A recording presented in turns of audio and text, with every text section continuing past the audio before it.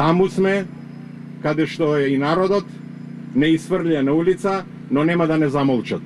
И затоа денеска работниот ден, моите соборци, пратеници со вас ќе го поминат овде, на првиот граѓански парламент. Добар ден, јас сум Калинка Габер. Со гордост можам да кажам дека до завчера бев советник во пратеничката група на СДСМ во парламентот на Република Македонија.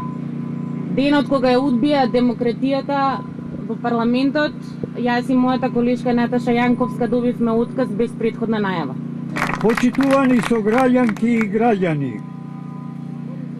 бев во првоборците кога станав член на штабот на битолскиот партизански одред Јане Сандански.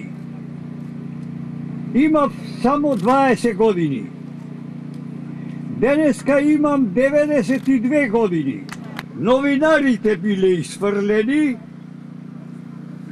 и тоа само жала, а не кажа што е тоа да ја изфрлиш јавноста од седницата на собранието. Диктатура! Точно! Не рече што значи тоа да се изфрли опозицијата надвор од собранието. Тоа, луѓе мои, е еден збор. Тоа значи пуч. Тоа значи диктатура.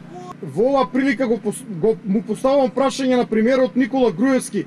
Дали има толку храброст и да ја примени истата тактика и стратегија и кон пратениците од ДУИ да се сили на нив, а не само на пратениците од македонската опозиција и да го донесат овој закон.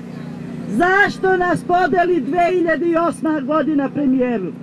Кога и ние бевме дел во овај парк со сите стечајни работници. Зашто Лилјана Георгиевска и ред други да шета во улици?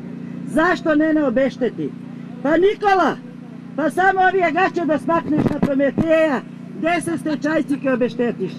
Ова беше диктатурата која доживеев јас пред 2,5 години директно од Никола Груевски, кој директно ме навредуваше во Битола дека сум одгледувал марихуана.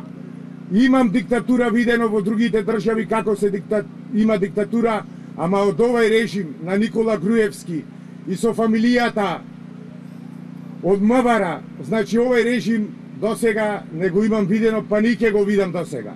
На прв пат ја бев казнен за 84 денари, кои ми беа најдени в каса, вишак од према фискална.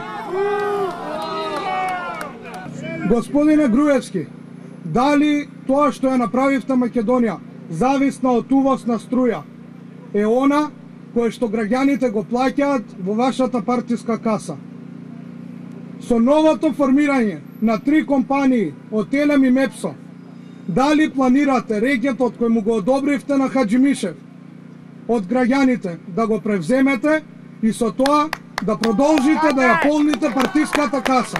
Се случија многу трагедии, се случија многу насилства за кои што властите и особено Гордана Јанкуловска го имаше стандардниот одговор не знам и жал ми е. Јас денеска имам прашање за Гордана Јанкуловска. Дали и овој пат за овој скандал одговорот е не знам и жал ми е за она што се случи. Само пред 5 дена донесоа одлука дека ќе платат 5 милиони евра за изградба на кеј во должина од 380 метри. Кејот од 380 метри должина под Министерството за надворешни работи чини колку што коштаат 5 километри автопат.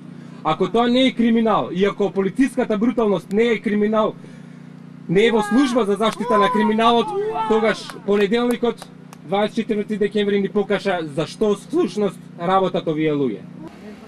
Нас сите не интересира колку пари вие потрошивте за Скопје 2014-та, а колку пари всушност давате за живата уметност, за нашите уметници кои што ја представуваат државата надвор и светот. Удрivте по правото, по демократијата и по уставниот поредок на оваа земја. Трошите народни пари од фалсификуван буџет. Кога ќе објавите дека проведувате диктатура?